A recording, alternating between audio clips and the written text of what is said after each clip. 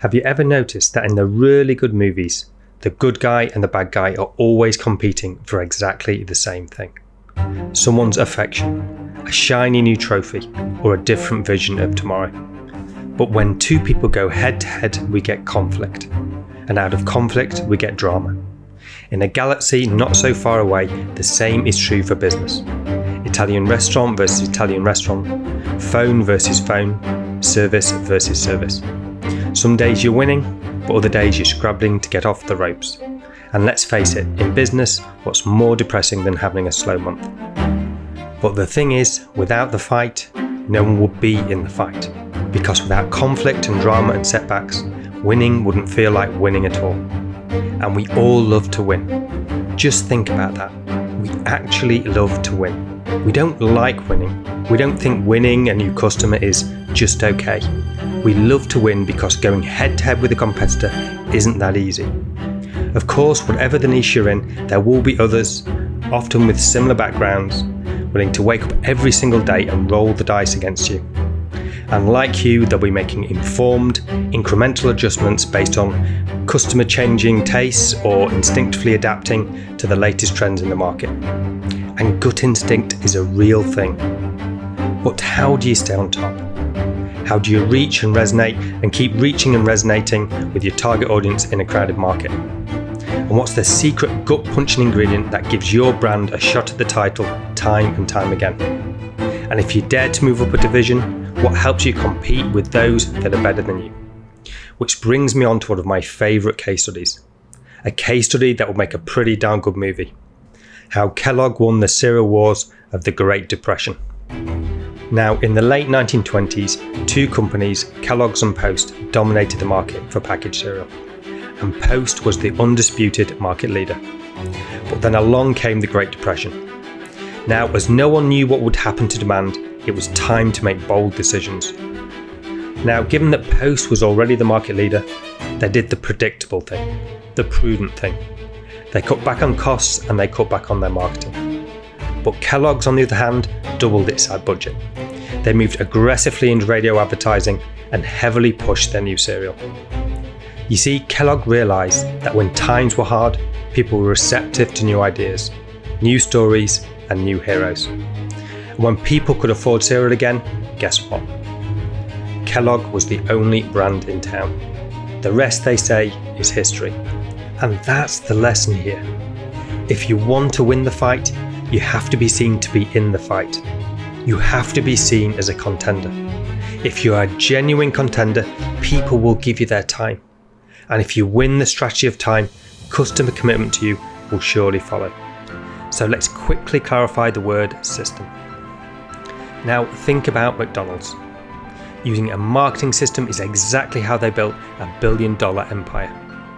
Now you may not be a mad fan, but McDonald's marketing strategy is absolutely 5-star. Now first they defined the target marketing. Who are you talking to? Then they position the product. What do you want them to think? And here's how they did it. In step 1, each McDonald's ad is aimed at a niche market segment. In step 2, discounts are offered for a limited time. In step 3, hygiene standards and cleanliness are impeccable and the decor enticing. In step 4, product presentation is clear and inviting. And finally, in step 5, upsells are built right into the point of sale. Would you like fries with that? And let's face it, of course you do. You have just been upsold. And to create a great product, they took thousands of spotty kids with no skills or attention and taught them how to create something almost identical each time. 2 minutes later, the customer is munching on a hottier, juicier burger rather than the frozen beef variety. Now, with an estimated 1% of the world's population set to eat McDonald's today, we're looking at around 2 billion people eating McDonald's every single month. And I'm sure you'll agree, looking at it like this, it seems kind of simple. And it is. But the key takeaway, no pun intended here, is this. McDonald's business processes and marketing systems leave absolutely nothing to chance. So a system by definition is a bunch of component parts that come together to form a whole. But the story doesn't just stop there. You see, the great brands and with it the great marketers behind them use storytelling as the structure of their sales funnels. Just take a moment to think about Apple, Nike, Airbnb. What do all these brands share? What do they all have in common? What's the one thing that ensures their businesses or art stands apart from the maddening same crowd and, for want of a better word, makes them rich beyond words? The answer? Their story-selling magic. Not their storytelling magic, their story-selling magic. And there's a big difference. It's being able to tap into somebody's ego, their emotions, challenges, frustrations and concerns, whilst also showing them that there is an exciting future ahead. And you know what? Story selling works. The information purification directives we have created for the first time in all history, a garden of pure ideology, where each worker may bloom, secure from the pests of being contradictory thoughts.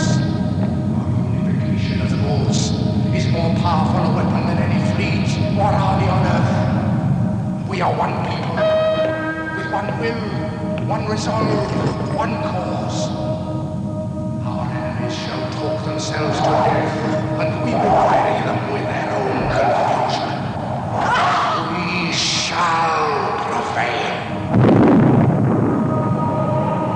On January 24th, Apple Computer will introduce Macintosh. And you'll see why 1984 won't be like 1984. I believe that great digital marketing is like a great movie. Just think of the first time you saw Citizen Kane, 2001: A Space Odyssey, or even Badlands. Why did these movies change you? Is it because the filmmakers like Kubrick or Hitchcock were supremely talented and highly creative artists? Well, no. It was because each one of them knew the golden rules of cinema so well they could allow their art to bend those rules just enough to move us, and with it the profession into new territory. In other words, only knowing the rules could they rewrite them. And by rewriting the rules, their work stands head and shoulders above the competition. You see, I believe great digital marketers, like all artists, pull off the same rule rewriting trick, only with a deep understanding of all the essential component parts. The content, which is your dialogue, your brand, which are the actors, and the clients, also known as the audience. Can you deliver a true knockout Rocky style digital marketing experience? One that keeps bums on seats just long enough for you to tell your brand story from start to finish.